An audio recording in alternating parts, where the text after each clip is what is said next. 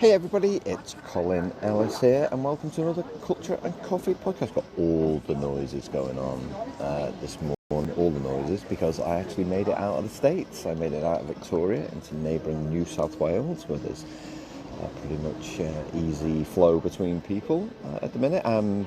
And I'm about an hour's drive south of Sydney. So Sydney is the kind of capital of New South Wales. I'm in the land of the Tharawal people in the Illawarra region of New South Wales. Specifically, I'm in a place called Wollongong, which is known here as the Gong. I'm in the Gong. It's a city of about 300,000 people. It's the third largest city in New South Wales after Sydney and Newcastle, and the 10th largest in Australia. The name Wollongong, if you're interested, and of course you are, is derived from the Aboriginal word Wollongong, which means 5 islands. And I'm here all week to work in person with a client for the first time for about 6 months, which I'm very, very excited about. I've already had some meetings while I was down here as well. Got some more meetings lined up.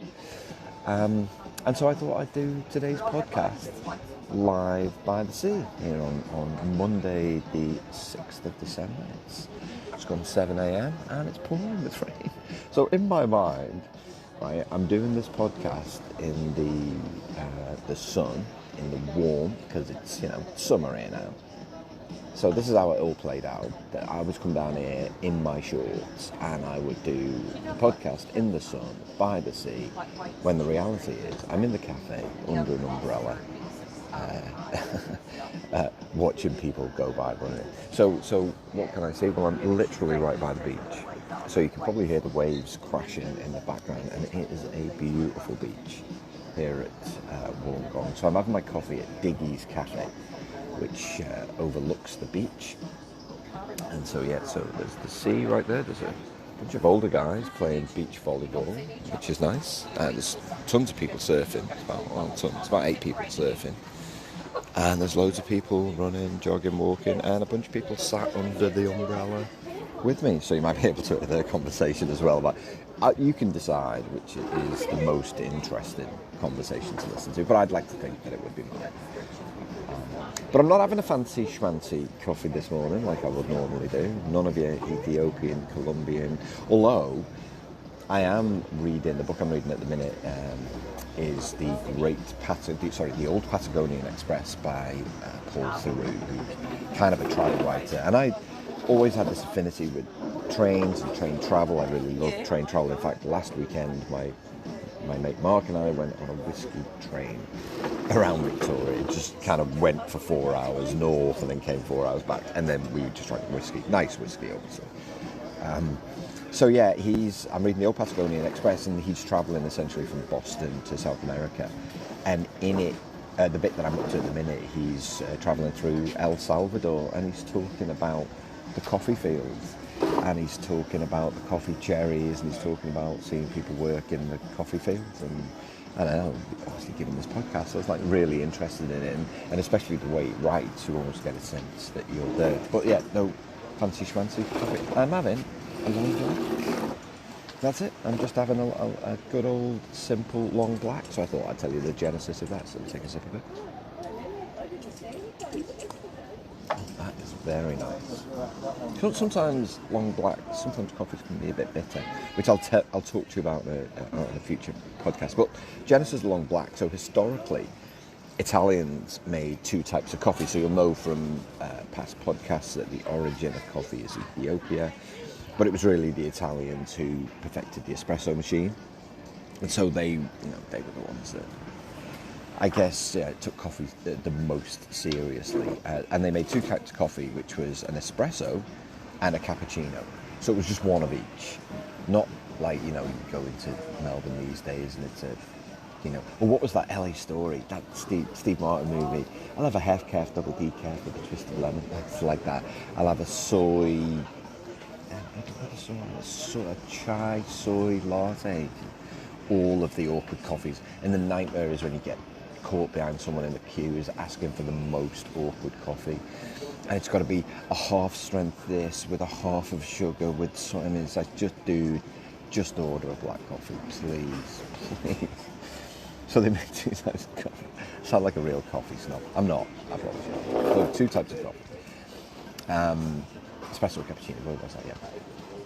But when the black filter coffee loving Americans, all right, so they, the Americans drank those big pots of filter coffee, which was almost kind of the origin of coffee. That's how it was made in, it was kind of boiled in a pan in Africa. So it was kind of a step up from that when they used the filter papers. So when the Americans would visit Italy, they would ask for a large cup of black coffee, which was completely and utterly alien to the Italian barista, who was basically just used to making and drinking black coffee as a small espresso. That was a little tiny cup. Ever been to Italy and stood in one of the espresso bars, which are awesome? You should totally do it. At some stage, put that on your bucket list to have an espresso in the middle of Rome or Florence. But it was too strong for the Americans. They don't like espressos. They didn't want that. They wanted just a big cup of black coffee. So the Italians adapted their espressos and made it a large, cup of black coffee. But they didn't just extract more water through it, right? So, putting my barista hat on here, it's been a while since we owned a cafe. But so when you're making an espresso, you kind of extract the shot over hot water. So you put the grind in, you tamp it down, and then you extract the water over it. Now, obviously, most of the machines do that for you. But you don't then add the hot water once the shot's extracted, if that makes sense. So you run the machine longer, essentially. So you don't extract the espresso and then pour hot water on top. And so that's still the best way. You take longer to extract the hot water over the coffee, and then it just retains that beautiful crema on top. That lovely, and this coffee's got a beautiful crema on top, and avoids that almost like a burning taste. So anyway, that's your coffee this morning. It's a good old-fashioned long black. This week I'm talking about procrastination, and procrastination is a challenge for every single human being on the planet. You might even be doing it now, listening to this podcast when you should be working. I've got this thing that I definitely need to do. Just got to listen to Colin's podcast first to find out whether procrastination is something I should be doing more of. It is, by the way. But I'll get there. It really is a great coffee. So, yeah, procrastination. It was the number one challenge faced by individuals during the pandemic.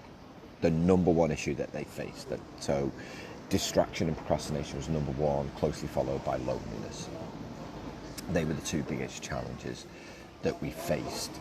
Because all of a sudden, we were in these kind of working environments where the only thing that distracts us was other people. And we suddenly found ourselves at home where we were surrounded by distractions. Now, can you call your kids a distraction? Well, you probably can. For those of us who had kids at home, they were a massive distraction. And we wanted to do everything that we could, obviously, to help them. So, in a way, it was a positive distraction. And people found having their kids at home to be a really good thing for them. I'm not making that sound like weird, but, people did find that. I love being at home with my kids. It's just not all week. And so, there were so many distractions. And consequently, what we found ourselves being was off track. Now, this is the kind of thing that's undermined trust when it comes to flexible working for years. Because, as I've talked about before, and you guys all know, the flexible working, remote working, it's been possible for years and years and years. People have been doing it successfully for years and years and years. But the single biggest issue is a lack of trust, particularly from managers and people working from home. And you're seeing it again. I spent yesterday, Sunday, updating all content, and basically the weekends I do lots of research, particularly when I'm away from home. So I spent about 3 or 4 hours doing research and reading articles. And I'm reading about these consulting firms in the US who are literally calling everybody back into the office and saying that remote working is an aberration. It's David Solomon, He's the CEO of Goldman Sachs. It's an aberration. I mean, it's not an aberration. I get his frustration, but with a little bit of trust, I think it could absolutely work. But the biggest thing was distraction. So what is procrastination? Well, according to Joseph Ferrari, who's the professor of general psychology, community psychology at DePaul University in Illinois, procrastination is the purposive and frequent delay in beginning or completing a task to the point of experiencing subjective discomfort such as anxiety or regrets. Regrets, I've had a few. A purposive and frequent delay in beginning or completing a task to the point of experiencing subjective discomfort.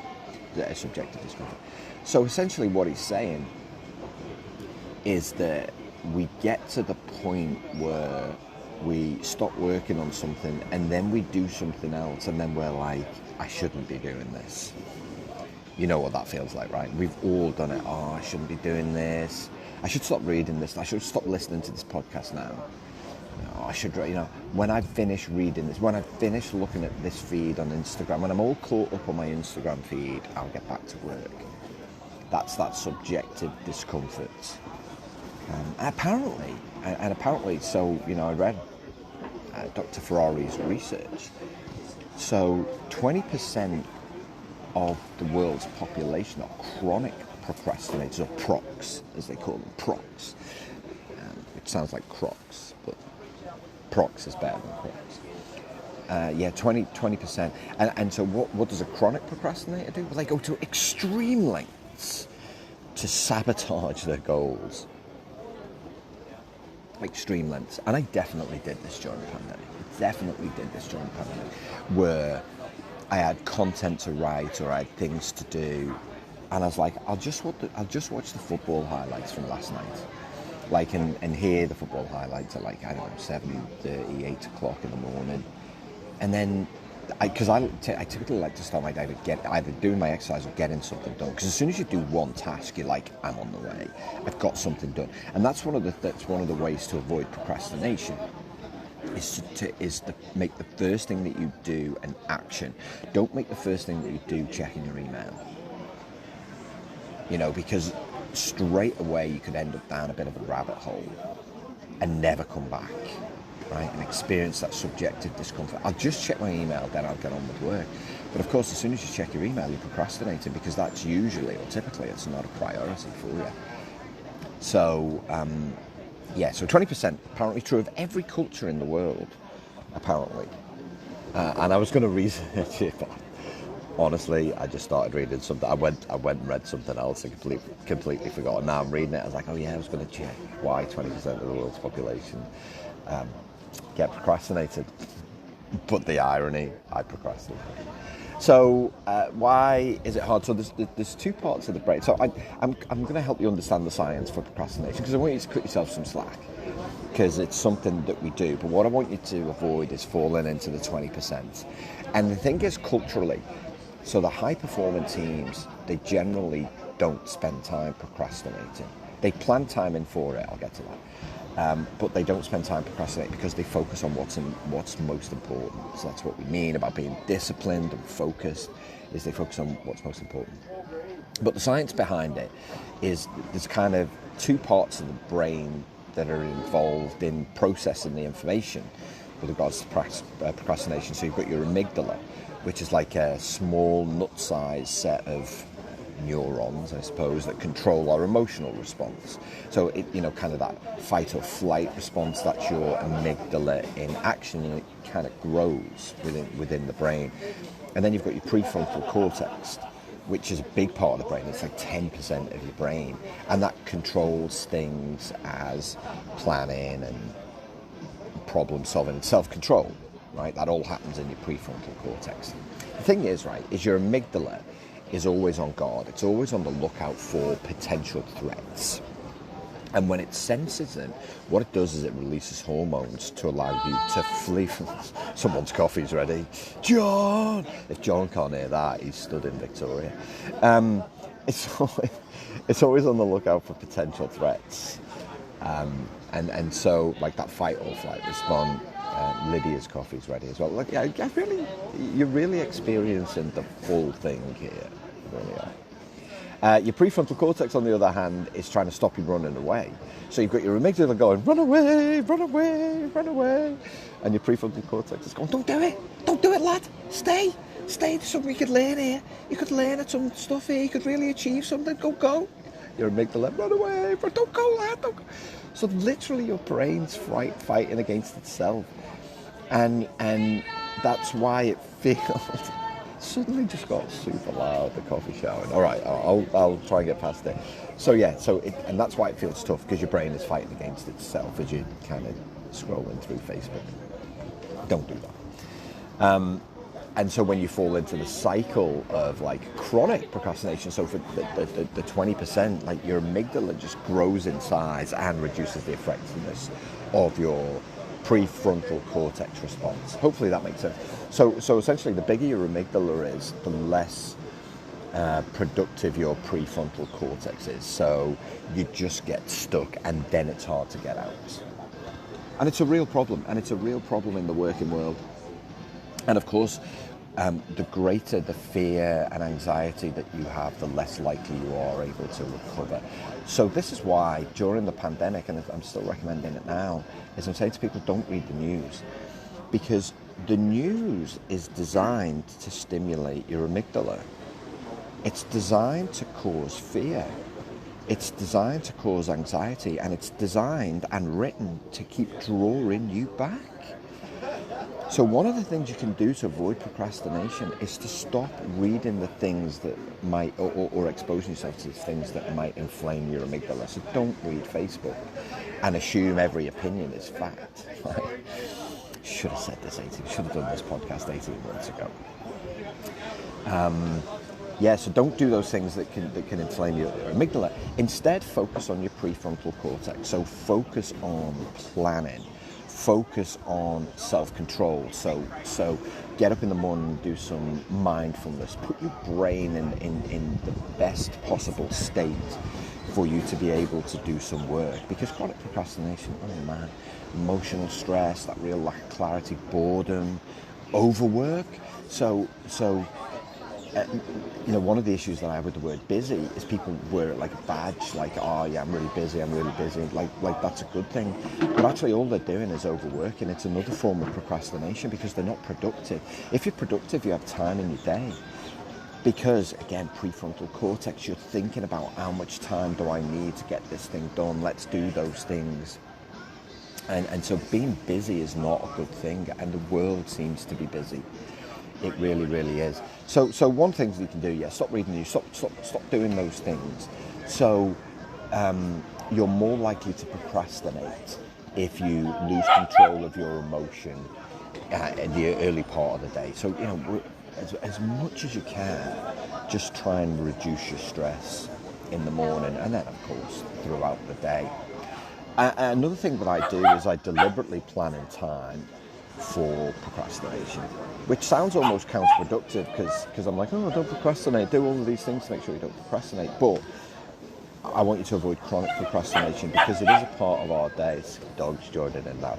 It is a part of our day, because if you don't give your brain the chance to refresh, then it's going to want to procrastinate. And so, when I'm not delivering, actually even when I am delivering, I make time for procrastination. So let's just say I'm at home, I'm working on stuff, I'll stop for at least 15, 20 minutes in the morning, I'll have at least 45 minutes for lunch, I'll stop for at least 15, 20 minutes in the afternoon, and I'll just do something that isn't work. So I'll read a book. So yesterday, while I was doing my research, I went out for a walk, right? And I was just listening to music, it's kind of a form of procrastination, just letting my brain do its thing. I've got my book, I would read my book. Or that's when you scroll through your Instagram feed. But give yourself 15, 20 minutes to do it. Just give yourself that time. Just plan in that procrastination. And then, again, and this is where you're kind of using your amygdala and your prefrontal cortex, say, I'm giving myself 15 minutes to do this. And then go back, and then you've satisfied yourself. And then don't go back. say, okay, well, the next time that I'll look at my Insta feed, the next time I'll look at my messages, the next time I'll look at my emails is when I finish this task in 20 minutes time. And so this is where you're kind of, I guess by planning and procrastination, you put in your brain on pause a little bit and you're like, okay, all right, you're done. You're done for the next, 15 minutes, and then you can go back and get back to do the productive stuff. Martin Newman, one of my favorite books, is by a guy called Martin Newman, and he wrote a book called Emotional Capitalists. And one of the phrases in it that I remember that I really like, he said, when your mind is calm and clear, you'll be more creative and alert. So when your mind is calm and clear, more creative and alert. So kind of give it the opportunity to just, go for a wander, your brain, do some things that just help it to kind of just take a break. And then, make sure that you're disciplined around the things that you need to get done. So most people encourage procrastination by having 10 things on their task list of the day. Never going to get 10 things done. So as soon as you see a task list with 10 things done, guess what? Anxious. Never going to get it done. Never going to get through all of this. It's impossible. Too much work. All right, now if you've literally got too much work where you just don't have the time in the day to do it, then you have to have a conversation with your manager. If you're a team, you all have to get together and find out how you can share the workload. You've got to do it. Okay, you've got to do it such that you can get some clarity on what's the most important thing that I need to do. But if you've got 10 things, don't do that. So I have a master list of stuff to do, and then, have a look at the time that you've got available during the day in between your meetings, and then plan out what you need to get done. Like, what are the important things that you need to get done, such by the end of the week you've finished your job. So if you plan your day the night before, you reduce the amount of anxiety you're carrying into the day because you know exactly what you need to get done. If you have to have a courageous conversation with someone, anxiety, we procrastinate. All right, so the best time to have a courageous conversation is always now, because the anxiety is going to grow, and as the anxiety grows, the amygdala grows, and it undermines your ability to plan and get stuff done in the way that you would like. All right, covered quite the gamut of things. No one's in the sea now. Presumably they're all getting ready for their working day, not procrastinating. That's a good way to start the day. A bit of a surf and a bit of a run. So I hope you enjoyed the podcast. And 19 days until Christmas. So off now.